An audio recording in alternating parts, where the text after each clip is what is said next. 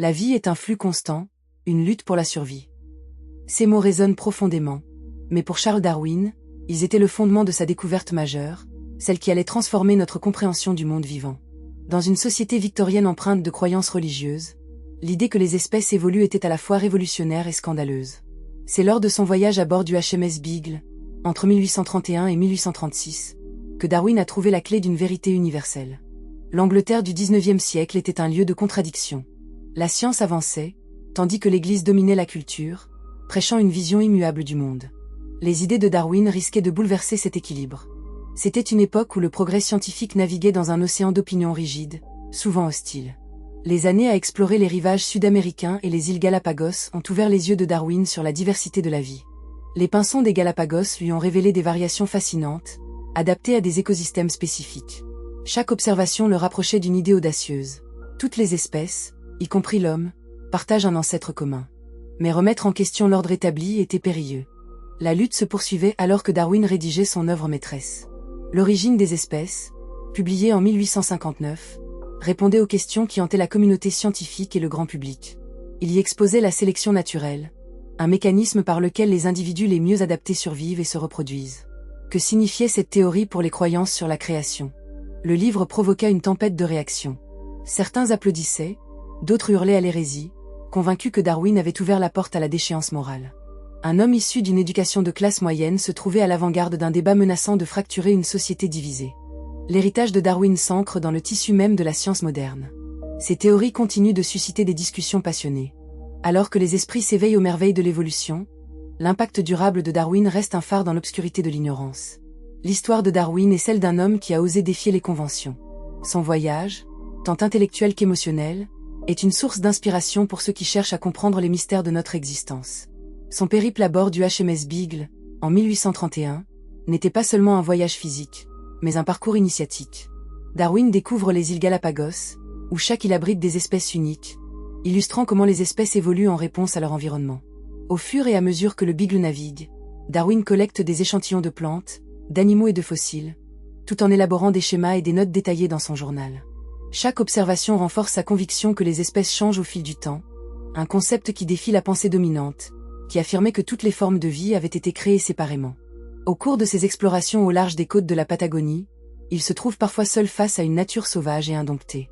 Les vagues rugissantes et les cris des oiseaux marins résonnent dans son esprit, lui donnant une sensation presque mystique d'appartenance à un vaste écosystème. Les écrits de Darwin sont imprégnés d'une profonde émotion. Il ressent une connexion intime avec la nature, envisageant la vie comme un grand livre à déchiffrer. Ses pensées sont souvent assombries par des doutes. De retour en Angleterre en 1836, il est confronté à une société conservatrice, profondément ancrée dans la tradition. Les discussions sur l'évolution émergent, mais la science n'est pas encore prête à embrasser ces concepts. Le climat intellectuel est tendu. Il se heurte à l'opposition de scientifiques établis et de théologiens qui voient dans ses travaux une menace à l'ordre social. Malgré cela, Darwin persévère. Il consacre des années à affiner sa théorie, embrassant des recherches approfondies et créant des correspondances avec d'autres naturalistes comme le géologue Charles Lyell et le botaniste Joseph Hooker. Ces échanges nourrissent ses idées et renforcent son engagement pour la vérité scientifique. Au fil du temps, son œuvre prend forme sous la forme d'un livre monumental, L'origine des espèces, publié en 1859, un tournant décisif dans l'histoire de la science. Il propose une explication systématique de l'évolution par la sélection naturelle, un mécanisme qui, selon lui, est aussi inéluctable que la gravité. Les réactions à cette publication sont mitigées. Les premières critiques fusent, certaines virulentes. La théologienne Mary Ann Evans, connue sous le nom de Plume George Eliot, écrit en 1860. Les idées de Darwin ne sont pas simplement des théories. Elles constituent un défi à la façon dont nous percevons le rôle de l'humanité dans l'ordre naturel. Certains, comme Thomas Huxley, deviennent des alliés fervents, défendant les idées de Darwin avec autant de passion que de rigueur intellectuelle. Huxley, surnommé « Bulldog de Darwin », se bat pour que ces théories soient prises au sérieux dans les cercles scientifiques et publics. D'autres, comme Richard Owen, condamnent ces théories, les qualifiant de dangereuses et de contraires à la doctrine chrétienne. Ce climat de controverse met en lumière non seulement la lutte de Darwin, mais révèle également les divisions au sein de la communauté scientifique, mettant à jour les tensions entre foi et raison, tradition et progrès. Darwin se positionne comme un pionnier, défiant des siècles de dogmes. Au cœur de cette lutte, émerge un homme qui a changé notre compréhension de la vie. Son histoire est celle d'un explorateur d'idées, se dressant contre l'adversité pour donner naissance à une théorie influente. Au fur et à mesure que Darwin explorait les îles Galapagos, chaque créature était une pièce d'un puzzle complexe. Les iguanes marins, par exemple, avec leur capacité à nager et à plonger dans les eaux froides pour se nourrir d'algues, l'intriguent profondément. L'adaptation de ces animaux à leur environnement aquatique défie l'idée que les espèces sont fixes. Les observations des pinsons, dont les becs variés s'ajustent au type de graines de chaque île, lui parlent d'un monde en perpétuelle transformation. Cette constatation l'amène à concevoir l'idée que des modifications subtiles au fil des générations peuvent entraîner des changements radicaux au sein des espèces. À chaque escale, du port de Bahia Blanca en Argentine au rivage de la Patagonie, Darwin tient un journal méticuleux. Il note non seulement les spécimens observés, mais aussi ses réflexions personnelles. Par exemple, en observant les fossiles de mammifères géants, il écrit « Ces créatures, aujourd'hui disparues, évoquent la fragilité de la vie et le puissant cours du temps. » Sa plume devient une extension de son esprit, un médium à travers lequel il explore les profondeurs de la nature et de son propre questionnement existentiel. Dans ce processus d'observation, il commence à comprendre que les environnements créent des pressions qui façonnent les espèces. Par exemple, en examinant les différentes espèces de tortues géantes sur les îles, il réalise que leur carapace varie en fonction de la végétation disponible. Ce moment est révélateur. Chaque observation renforce sa conviction que la vie est façonnée par les conditions changeantes du monde. De retour en Angleterre, il se confronte à l'immensité de son esprit.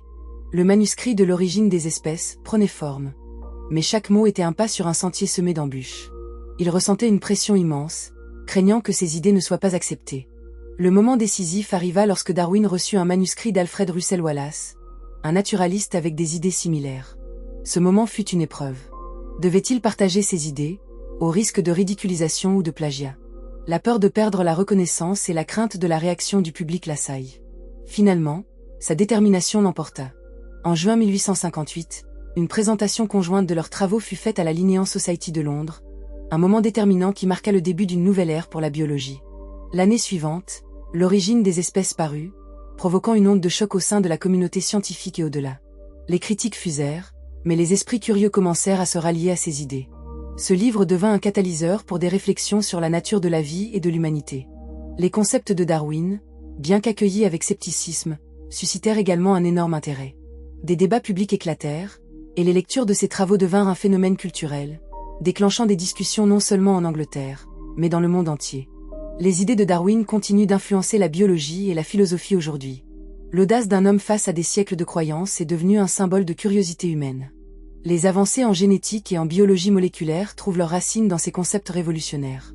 Les découvertes relatives à l'ADN ne font que renforcer les idées posées par Darwin, témoignant de la vérité intemporelle de la sélection naturelle et de l'évolution. L'héritage de Darwin va au-delà du cadre scientifique. Il incarne une réflexion sur notre humanité et notre responsabilité envers la planète. Dans un monde où l'orgueil humain était célébré, Darwin a mis en avant que nous sommes un maillon d'une chaîne complexe de vie. Son message nous exhorte à respecter la nature et à reconnaître que notre survie est liée à celle d'autres espèces. Cela soulève des questions importantes sur notre rôle en tant que gardien de la biodiversité. Le combat de Darwin entre science et foi demeure pertinent dans les débats contemporains. Son héritage nous rappelle l'importance de l'ouverture d'esprit et d'accueillir de nouvelles idées. Dans un monde où les incertitudes prolifèrent, l'héritage de Darwin nous pousse à cultiver un esprit critique et à rechercher la vérité par l'observation. Chaque jour, nous sommes confrontés à des choix ayant un impact sur notre avenir commun. Les innovations scientifiques doivent être guidées par l'éthique et une compréhension de notre rôle dans l'écosystème. La voix de Darwin n'est pas seulement celle d'un scientifique, mais celle d'un visionnaire qui a cru que la connaissance est la clé pour surmonter les défis de l'humanité.